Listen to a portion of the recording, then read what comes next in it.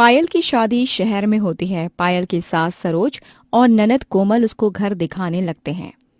माँ जी, घर तो कितना बड़ा है, कमरे में कितने सारे हैं कमरे। हाँ बहू, और अब ये तेरा ही घर है। वैसे घर तो पूरा देख ही लिया। चल अब मैं तुझे तेरे कमरे में लेकर चलती हूँ। अपने कमरे में जाकर थोड़ा आराम कर लियो, थक भी गई है ना तू काफी। हाँ, ये तो सही कहा माँ जी आपने, थकान तो बहुत हो रही है। कोमल, जा जरा बहू को उसके कमरे में लेकर जा। ठीक है माँ। कोमल अपनी भाभी को उसके कमरे में लेकर जाती है। अगली सुबह पायल पहली रसोई की रस्म के लिए रसोई में जाती है और रसोई देखकर पायल काफी हैरान हो जाती है। ये क्या? अरे ये रसोई है। इस बंधी हुई रसोई में कोई खाना कैसे बना सकता है? ना बाबा ना, मुझसे तो यहाँ खाना नहीं बनाया जाएगा, और ना ही मैं यहाँ खाना बना रही हूँ। मैं तो जा रही हूँ छत पर खाना बनाऊंगी। पायल को मॉडर्न रसोई बिल्कुल भी पसंद नहीं आती है और वो उसी समय बर्तन लेकर छत पर चली जाती है। यहाँ पर ईंट तो पहले से ही है, अब ईंट को जोड़कर ही मैं चूल्हा बनाती हूँ और फिर छत पर ही ऐसे हर रोज खाना बनाया करूंगी। यहाँ पर कितनी जगह है, सब बहुत ही अच्छे से हो जाएगा। पायल अब छत पर ही मिट्टी का चूल्हा बनाती है और छत पर ही खाना बनाना शुरू कर देती है। कुछ देर बाद पायल के ससुराल वाले भी उठ जाते हैं।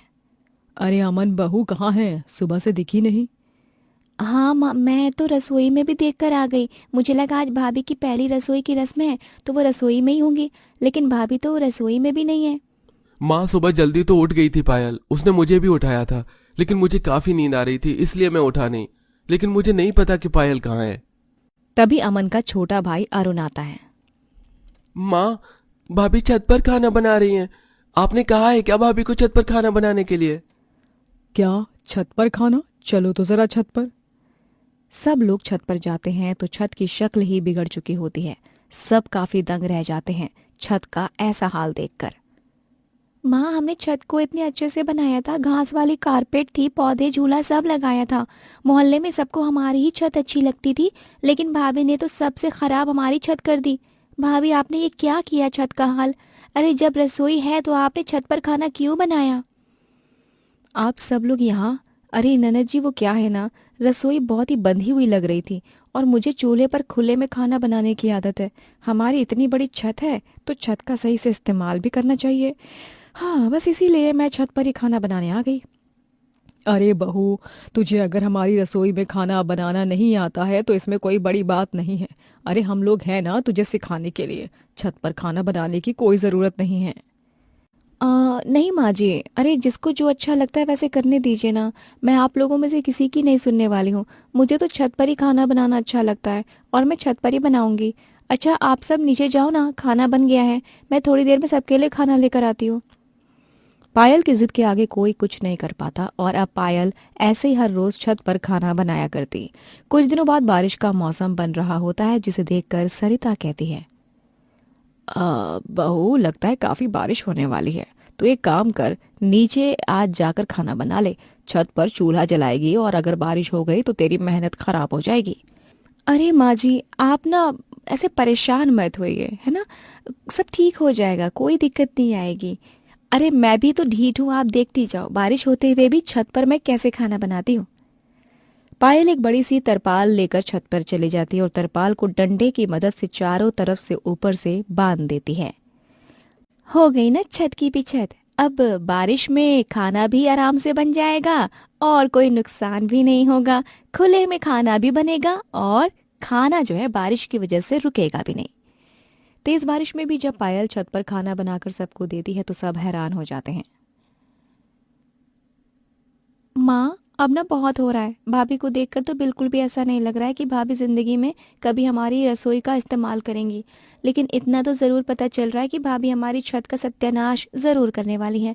माँ, आप भाभी को कुछ समझाओ ना। मैं तो समझा समझा कर थक चुकी हूँ। बहुत बार समझा दिया है लेकिन ये नहीं मानती है। माँ जी, ननद, आप क्या खुसुर पुसुर कर रही हो? भाभी आपके बारे में ही बात कर रहे थे कि कब तक आप ऐसी छत पर खाना बनाती रहोगी? फिर तो तुमने गलत सवाल किया है ननद जी। अरे छत पर खाना बनाने में आखिर परेशानी ही क्या है? मैं तो सोच रही हूँ रोज रोज नीचे से छत पर बर्तन ले जाने से अच्छा है सारे बर्तन अब छत पे ही रख दूँ। नहीं नहीं भाभी, आप छत पर खाना बनाती हो, इससे ही हमें बहुत परेशानी होती है। आप बर्तनों पर मेहरबानी कर दो बस। हाँ। पायल किसी की सुन ही नहीं रही थी। कुछ दिनों बाद पायल छत पर खाना बना रही होती है, तभी अपनी छत से पड़ोसन गीता मजाक बनाने लगती है।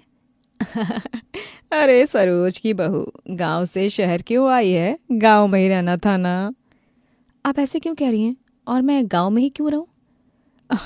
क्योंकि शहर में आने का भी तो कोई फायदा नहीं है। गांव और शहर का पूरा फर्क तूने तो मिटा दिया। अरे, इसी तरह अक्सर लोग पायल का मजाक बनाने लगते हैं। पायल को ये सब काफी ज्यादा बुरा भी लगता है। कुछ दिनों बाद पायल बाजार से सामान लेकर आती है। पड़ोसन रमा रोकती है। अरे पायल बहू, वो क्या है ना, गाय ने हमारे घर के आगे गोबर कर दिया है, तो तू उसे लेकर चली जा। मैं क्या गोबर वाली दिख रही हूँ?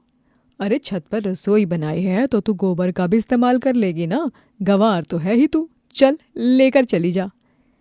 पड़ोसन की बात पायल को काफी ज्यादा बुरी लगती है और वो घर आकर रोने लगती है। पायल की रोने की आवाज सुनकर वहां सब आ जाते हैं। पायल, क्या हुआ? तुम रो क्यों रही हो? अरे पायल, तुम रो क्यों रही हो? माँ जी, मैंने छत पर चूल्हा बनाकर क्या पाप कर दिया है? सब गंवार क्यों कह रहे हैं मुझे? मैं क्या गंवार हूँ? पढ़ी लिखी हूँ मैं तो। बहू देख, अगर मैं सच बताऊं तो बुरा मत मानियो। गंवार वाली हरकतें तो तू कर रही है। अरे मैं मना नहीं कर रही हूँ खुले में खाना बनाने से, लेकिन देश के हिसाब से भेष बदलना पड़ता है। जब यहाँ मॉडर्न रसोई है तो तू छत को क्यों खराब कर रही है? भाभी, यही बात हम आपको कब से समझाने की कोशिश कर रहे हैं। कभी कभी हालातों को देखकर भी खुद को बदल लेना चाहिए ना। और हर बार बदलाव खराब नहीं होता है, कभी कभी अच्छा भी तो होता है ना, और ज़रूरी भी। शायद आप लोग सही कह रहे हो, मुझे ही समझना चाहिए था। पायल को अपनी गलती का एहसास होता और अब वो छत पर खाना बनाना छोड़ देती है।